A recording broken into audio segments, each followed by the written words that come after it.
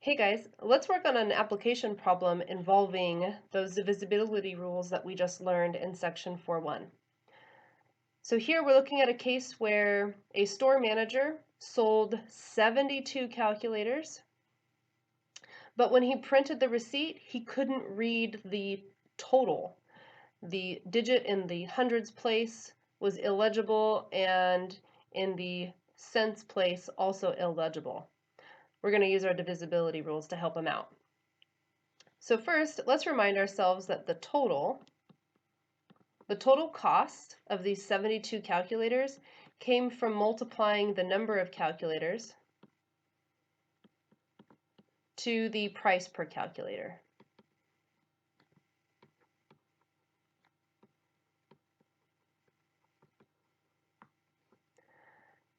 We happen to know that the number of calculators is 72. We do not know the price per calculator. That's actually the second part of this question. And we don't quite know the total either. We know that there's a missing digit, a 6, 7.9, and another missing digit. So this store manager might feel like this problem is hopeless, but because we know our divisibility rules, we'll be able to help him out. The first thing I want to do is replace these empty boxes with placeholder letters, like maybe the letters A for the digit that belongs in the hundreds place, and maybe the letter B for the unit cents place. And the second thing I want to do is, instead of looking at this as dollars and cents, let's just look at this as a whole number, all cents. So instead of some $167, 90 something cents, let's look at it as the cents A679B, where A and B are some digits. What I mean by that is that A has to be one of the digits 0 through 9.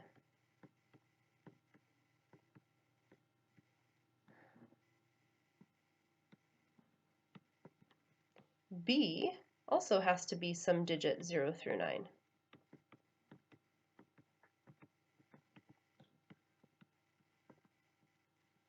And we know that this is true because A is in a single place. When we think about our place value system, we're only allowed to use one of the digits 0 through 9, and same for B. Now, how are we going to eliminate all of the wrong choices for A and all of the wrong choices of B? Well, the first thing we're going to do is think about the fact that 72 times a number gave us our total, which means 72 has to divide that total.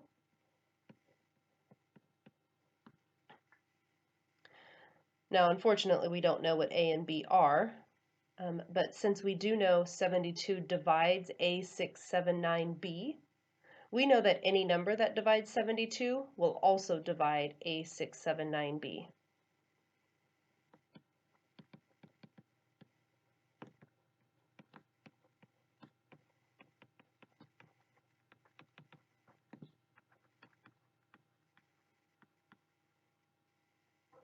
So let's think about the numbers that divide 72. 72 is even, so 2 is a divisor of 72. 7 plus 2 is 9. 3 divides 9, so 3 is a divisor of 72. 4 times 18 is 72, so 4 divides 72. 5 does not divide 72 because 72 does not end in a 0 or a 5. Both 2 and 3 divide 72, so 6 is a divisor of 72. We don't have a rule for 7, so we're going to ignore it. 8 times 9 is 72, so 8 is a divisor of 72.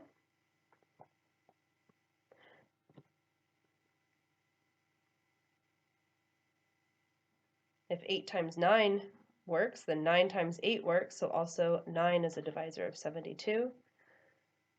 We know 10 is not a divisor because our number doesn't end in a 0. 11 is not a divisor because 7 minus 2 is 5, not divisible by 11.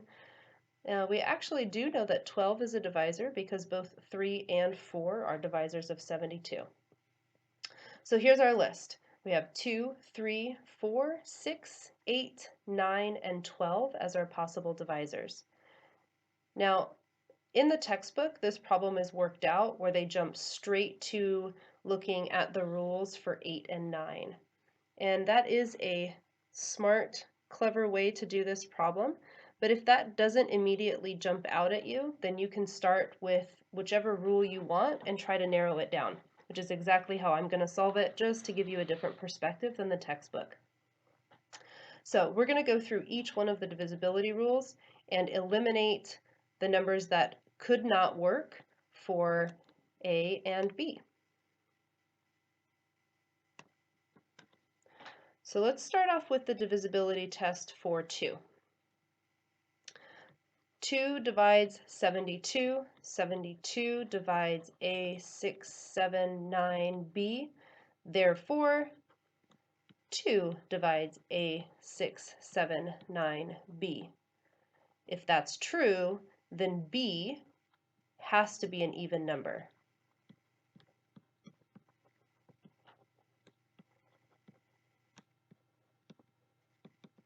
So let's go back to our list of B possibilities, and we're going to cross out all of the odd numbers. Because if B was odd, our total amount would be an odd number, and 2 wouldn't be a divisor, but it has to be since 2 divides 72. Let's move on to our divisibility test for 3. Since 3 divides 72 and 72 divides our total, we know 3 must divide our total. The rule for 3 says we would add all of the digits.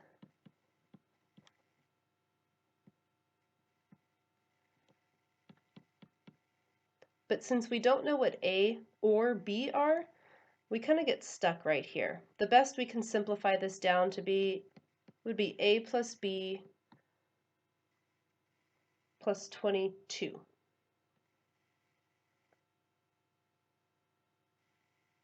And since we don't know what A is and we don't know what B is, we're kind of stuck here. Now we could do guess and check. Pick each value for A, plug it in, each value for B, plug it in, but that's a lot of guessing and checking, so I suggest we put a pause on this one and try one of our other rules. Let's move on to the divisibility rule for 4. Again, 4 divides 72, 72 divides our total. Therefore, 4 has to divide that total.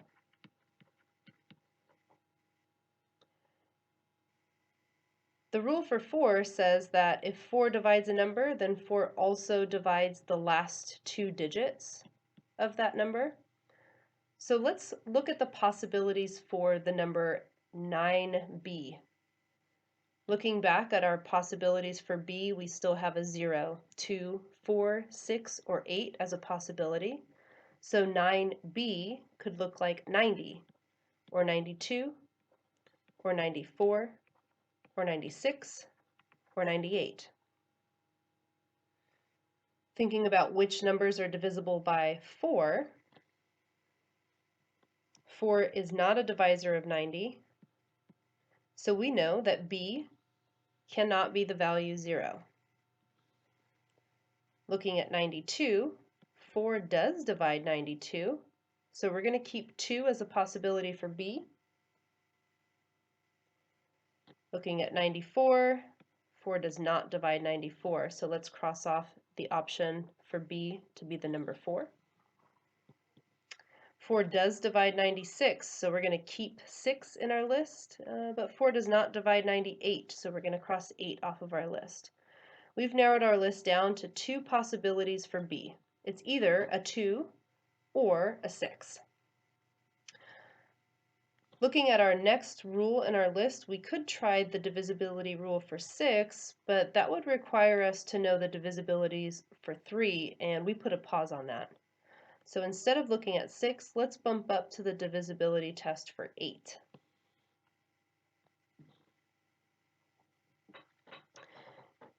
Since 8 is a divisor of 72, 72 divides the total amount on this receipt. We know that 8 has to divide that total number. If that's true, then 8 has to divide the last 3 digits of this number. Oh, I have a little typo here. For some reason, my last digit has become an 8 instead of a B. So let me go back and fix that. This should be 72 divides 8679B, not an 8 right there. And then same with the number below it.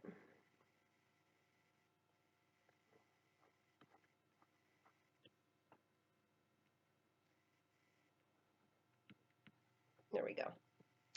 Okay, so 8 divides 72. 72 divides the total on our invoice. Therefore, 8 divides the total on our invoice. If that's true, then 8 has to divide the 3-digit number made up from the hundreds, tens, and units place. So 8 would have to divide 79B. We still have 2 possibilities to use for B. So we could have 792, 792, or 796, 796. We'll check to see if either of these are divisible by 8. 792 is divisible by 8. 8 times 99 gives us 792. So we know this is a, oops, I wrote does not divide. Let's clean that up. We know that 8 does divide 792. And if we check to see if 8 divides 796, we'll see it does not. So we would eliminate the possibility that B is 6, leaving behind the only choice that works. B is required to be the value 2. So in fact, we can go back and update our total that we have. Instead of writing A679B, we can replace B with the number 2. Now that we know what the value for B is, let's go back to that divisibility test for 3 that we put on pause. Let's resume there. Since we know B is equal to 2, we know this actually looks like A plus 2 plus 22, or A plus 24. Now we still have all the possibilities for A, which means we could end up doing guess and check a total of 10 times here, where we try A is 0 all the way up to A is 9. But we do have another test we can try, which is the divisibility test for 9. And it's really similar for the divisibility test for 3. And I'm going to squeeze that in at the bottom of the page here. If 9 is a divisor of 72, which it is, and 72 is a divisor of our total A679, then we know that 9 has to divide that number as well.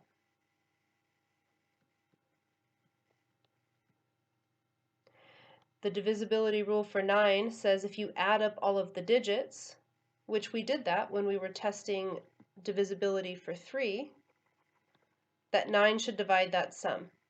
So really, 9 has to divide A plus 24. And if we list out all the possibilities for A plus 24, we get 24 if A is 0, 25 if A is 1, 26 if A is 2, and so on.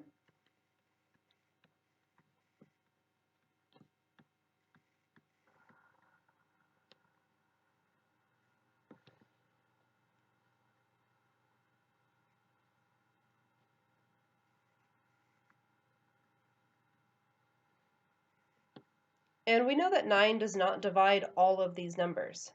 In fact, 9 does not divide 24, 25, 26.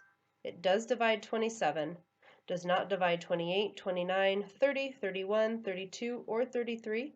So 27 is the only one that worked. 27 came from the option of picking A equal to 3. So we know that A has to be equal to 3. And we could go back and double check that that works in our divisibility rule for 3.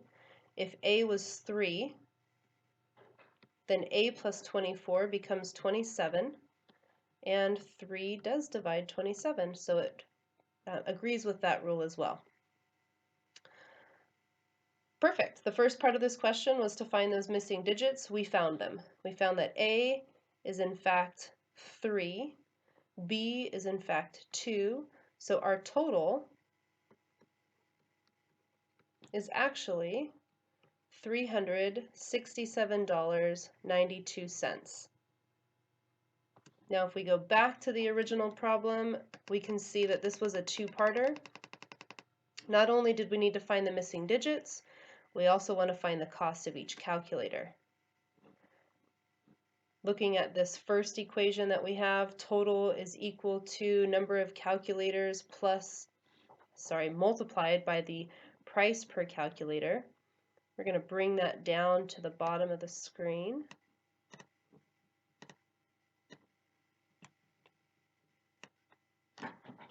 Yeah, I'll just rewrite it at the bottom.